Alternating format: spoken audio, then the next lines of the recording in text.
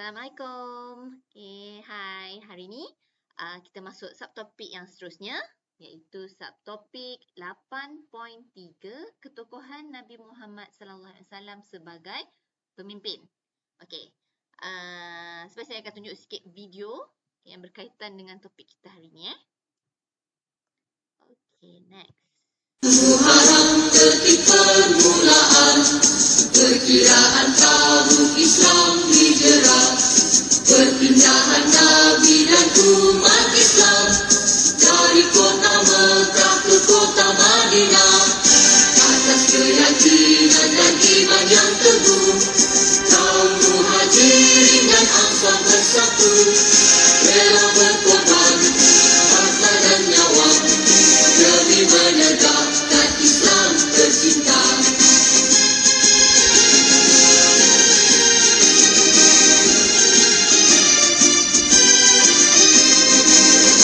Hijrah itu pengorbanan, hijrah itu perjuangan, hijrah itu persaudaraan, hijrah membentuk kebaruan, hijrah.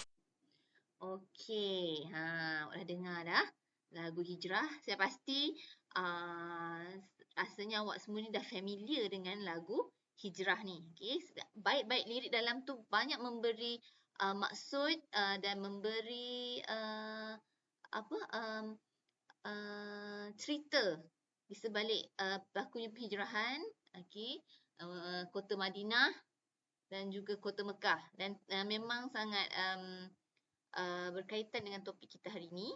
Okey, kita tengok tentang pemimpin negara. Okey, peranan Nabi Muhammad sebagai pemimpin. Apa yang Nabi Muhammad dah buat? Okey, satu, Nabi Muhammad telah berjaya melangkah satu perlembagaan dikenali sebagai Piagam Madinah. Perlembagaan ni undang-undang lah. Okey, undang-undang yang perlu dipatuhi oleh semua masyarakat yang tinggal di Madinah lah, sama ada orang Islam dan juga orang bukan Islam. Okey, itu satu. Dan Nabi Muhammad telah menjadikan agama Islam sebagai agama rasmi. Yang kedua, orang bukan Islam bebas mengamalkan agama dan adat masing-masing. Di sini dia tengok Nabi Muhammad tak paksa pun orang-orang bukan Islam ni untuk memeluk agama Islam. Maksudnya kalau nak duduk Madinah kena agama Islam. Tak. Okay, dia bebas. Nak peluk agama Islam? Boleh. Tak nak, tak dipaksa. Tapi kena ikut, perlembagaan kena ikut undang lah. Okay. Berjaya menyatukan masyarakat Islam dengan bukan Islam. Menyatu padukan masyarakat Muhajirin dan Ansar. Dalam lagu tu disebut dah kan, menyatu padukan Muhajirin dan Ansar. Apa itu Muhajirin? Apa itu Ansar? Muhajirin ini adalah orang-orang Islam yang Mekah, yang pindah daripada Mekah tu. Yang diseksa oleh kaum Quraisy. Mereka ini yang berhijrah ke Madinah dipanggil kaum Muhajirin.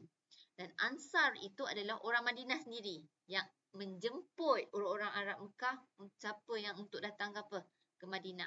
Tu akhirnya daripada peristiwa inilah hijrah ini telah menyatu padukan antara orang Muhajirin dan juga orang Ansar. Okey. Di peringkat antarabangsa, Nabi Muhammad menghantar juga wakil misi dakwahnya ke luar negara, antaranya ke Habsyah atau sekarang ni dikenali sebagai negara Ethiopia dekat Afrika, Mesir, ke Byzantium ataupun hari ini dikenali sebagai Istanbul kat Turki, dan juga Parsi hari ini dikenali sebagai Iran. Walaupun masa zaman Nabi Muhammad dia belum berjaya menakluki kawasan-kawasan yang disebut ni, tapi dia dah hantar dah orang-orang untuk berdakwah, memperkenalkan tentang agama Islam. Jadi kita dah tengok dah topik sebelum ni bagaimana peranan Khulafaur Rasyidin, kerajaan-kerajaan Islam yang seterusnya menyebarkan, menakluk, akhirnya betul menyebarkan agama Islam. Tapi masa zaman Nabi Muhammad, walaupun dia tidak berjaya, belum lagi sampai untuk menakluki kawasan-kawasan yang lain, tapi dia dah hantar dah orang-orang keluar. So banyak dah orang tahu tentang agama Islam ini. Okay? Itu antara peranan Nabi Muhammad dalam sebagai seorang pemimpin negara. Next ialah sebagai pemimpin masyarakat. Dalam ni kalau sebelum hijrah ke Mekah, baginda telah menekankan aspek akhlak, penting akidah, keimanan dengan agama dan Allah dan juga syariah. Okey, bila selepas berhijrah ke Madinah, sebab akidah akhlak semua dah okey, dia bagi satu juga konsep baru. Dia tekankan konsep lain pula, ditambah lagi iaitu konsep syura. Syura ni maksudnya berunding, meeting, mesyuarat. Apa-apa perkara kita buat meeting, bincang sama-sama nak dapatkan keputusan yang baguslah. Okey, dia tekankan keadilan. Tekankan persamaan taraf, tak ada berbeza, tak ada double standard lah. Orang kaya, orang miskin, hamba, tak ada. Semua sama di sisi agama. Kebebasan melalui Piagam Madinah, menyatukan muhajirin yang saya kata tadi, Mekah dan Ansar Madinah.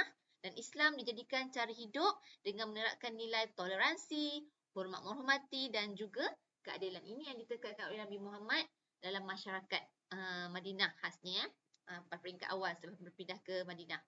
Okay, itu dia peranan dia sebagai menekankan nilai-nilai. Dari segi ekonomi, apa yang Nabi Muhammad dah buat? Okay, dari segi perdagangan dan hubungan luar, Nabi Muhammad menggalakkan hubungan perdagangan antara negara Islam, Madinah dengan kawasan lain. Macam tadi itulah. Okay, kedudukan Madinah terletak di laluan antara Yaman dan Syam menjadikan aktiviti perdagangan bertambah maju. Pedagang dari arah selatan menjadikan jalan ini sebagai jalan utama aktiviti perdagangan dan menggalakkan hubungan luar dengan semua negara. Jadi banyaklah orang datang ke Madinah untuk berdagang.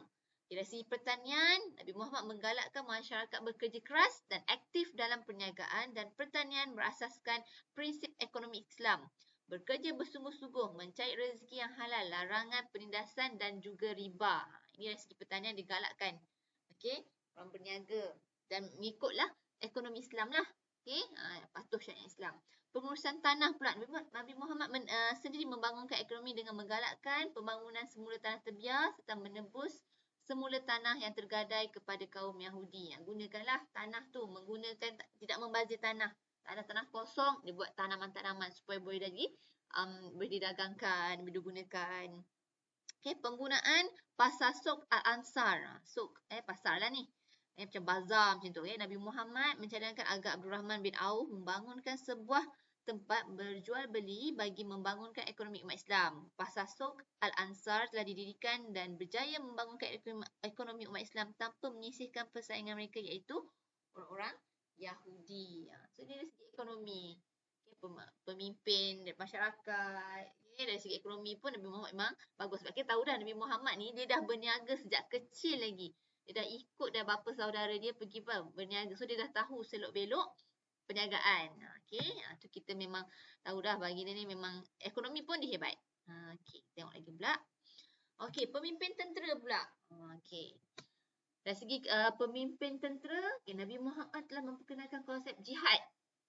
Apa itu jihad? Jihad ialah perjuangan menegakkan agama Islam yang suci, mempertahankan bangsa dan tanah air. Ini dari segi jihad, kalau kita dalam perang lah, menegakkan agama Islam, mempertahankan bangsa dan tanah air. Dan unsur jihad juga, dalam jihad ada unsurnya iaitu kesungguhan dan berdedikasi melaksanakan sesuatu usaha. Dalam ni, jihad ni bukan untuk perang je. Apa-apa yang dilakukan dengan usaha dikira jihad. Contohnya jihad menuntut ilmu. Kita nak belajar ni pun jihad juga. Sebab kita perlu kalau nak dapat keputusan yang bagus, kita berusaha bersungguh, baca buku, study lebih, buat latihan lebih. Itu jihad kita untuk menuntut ilmu supaya dapat pointer yang bagus. Itu yang diamalkan. Jihad ni bukanlah untuk pergi perang, tak. Apa yang kita lakukan untuk dapatkan matlamat tu dengan usaha yang betul, itu dikira jihad. Okay, jihad juga jihad mempertahankan maruah diri dan juga kesucian agama Islam. Okay, dan satu lagi sifat baginda ialah dia mendengar pandangan orang lain dalam mengatur strategi perang. Dia bukan diktator. Dengar kata saya, tak, no. Nabi Muhammad bukan macam tu. Dia memang bermusyawarah, dia memang berbincang dan dia juga terima pandangan orang lain. Okay, jadi bukan dia ketua lah, semua kena dengar kata tak. Okay, itu ciri-ciri peribadinya Nabi Muhammad SAW. Perang dalam Islam. Terdapat beberapa siri peperangan yang melibatkan Nabi Muhammad menjadi ketua. Antaranya ialah ada perang Uhud, perang Badar, perang Khandaq. Perang dalam Islam. Apa syarat-syarat perang dalam Islam? perang dibolehkan sekiranya orang Islam ini diancam. Kita tak boleh suka-suka hati nak mulakan peperangan. Melainkan kalau kita diancam, baru kita boleh memulakan perang. Okay? Tapi pun ada syarat-syarat juga. Okay? Kita tidak boleh membunuh sesuka hati. Terutamanya lagilah membunuh wanita, kanak-kanak, orang tua. Tidak boleh memusnahkan tumbuhan. Tidak boleh memusnahkan rumah ibadat. Rumah ibadat siapa lah agama mana pun tak boleh. Itu perang dalam Islam.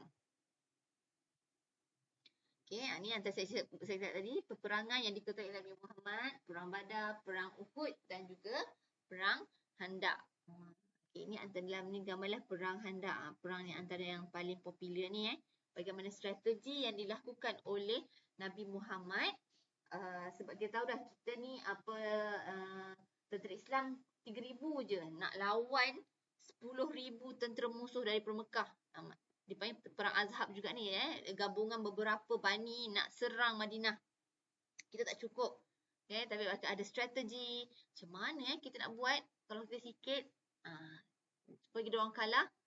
Caranya adalah dengan menggali parit. Dia buat parit supaya ini susah orang pihak lawan tu nak masuk. Sebab ini dia antara jalan masuk lah kan. Jadi dia buat parit sepanjang antara bukit tu lah. Menyebabkan akhirnya memang kalah. Pihak lawan kalah dan kita menang. Sebabnya memakan masa lama juga 15 hari. Cuba masuk tak lepas. Akhirnya orang-orang Arab Quraisy ni tidak berjaya menyerang kota Madinah. Itu pun salah satunya lah strategi. Berfikir di luar kotak macam mana kita nak buat.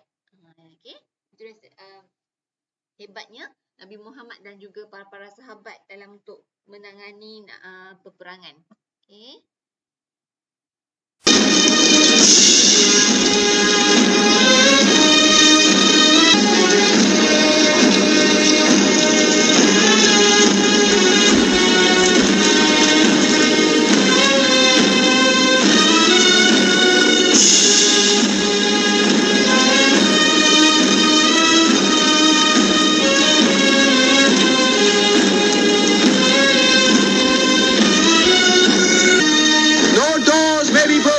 Nothing plundered, nothing seized, nowhere abused.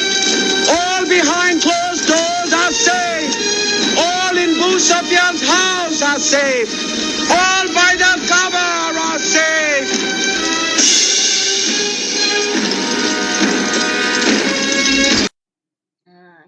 Ini sedikit video dalam filem. Adalah bagaimana situasi apabila kota Mekah telah berjaya dapat semula oleh orang Islam. Ini sebab strategi jugalah. Kita tengok strategi. Ni pembukaan kota Mekah dipimpin oleh pasukan Nabi Muhammad SAW, iaitu Khalid Walid ketuanya, pasukan Qais bin Sa'id dan Ubaidah, pasukan Zubair bin Awam dan pasukan Abu Ubaidah. Strategi dia kepung Mekah tu dari 4 penjuru. So akhirnya berjaya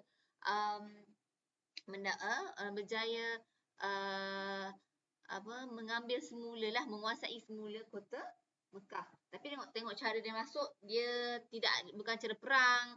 Dia kata jangan risau. Semua selamat. Kita nak bersaudara, tak nak ada lagi berlaku peperangan. Maksudnya datang secara aman. Strateginya. Akhirnya pihak lawan tak boleh nak lawan dah. Kita akhirnya berjaya menguasai kota Mekah. Dan Mekah terus berkembang maju dan menjadi kota suci umat Islam hingga hari ini. Ini adalah kota Mekah hari ini. Ini sebelum COVID melanda.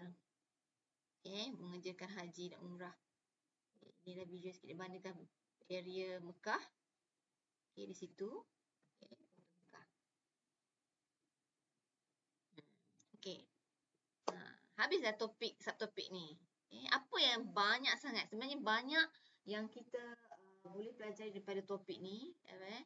Antaranya sifat Nabi Muhammad sendiri. Dia seorang yang mementingkan toleransi. Atau lagi dalam topik ni kita boleh dapat pengajaran apa sebelum melakukan sesuatu, perbincangan. Perlukan banyak ada ada cadangan-cadangan orang lain, bukan sebagai diktator seorang-seorang saja. Itu antaranya strategi untuk dapatkan sesuatu. Perlu ada perancangan baru berjaya. Itu yang diajar oleh Nabi Muhammad. Apa lagi? Ekonomi, okey. Menjalankan ekonomi secara Islam, okey. Telus, jujur, tak ada menggunakan riba, okey. Menggunakan sumber alam sepenuhnya. Bagaimana yang Nabi Muhammad kata gunakan tanah yang terbiar tu, tak membazir, menggunakan sumber alam yang ada. Apa lagi? Kebaikan yang kita dapat daripada topik ni. Maknanya perang, kan? Bagaimana perang, perang dalam Islam. Okay, kita tidak digalakkan untuk apa? Tidak boleh suka-suka hati memulakan perang kalau kita tidak diancam. Dan dalam dah perang pun kita ada syarat-syaratnya. Tak boleh nak serang rumah, nak bunuh wanita, kanak-kanak. Tengok perang yang berlaku hari ini macam mana. Bagaimana yang Allah Israel serang Palestin macam mana. Itu salah kalau etika serangan. Sebab dia mengebom rumah, orang awam. Kalau dalam Islam kita tak boleh buat serang macam tu. Kita kena serang. Kalau nak buat serangan perlu tidak ada yang boleh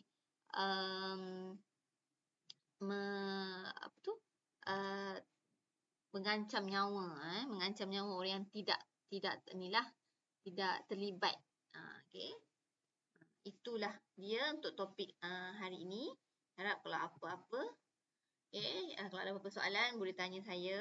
Boleh komen kat bawah pun kalau sekiranya tidak faham tentang topik hari ini. Okey, terima kasih. Itu saja untuk hari ini. Bye.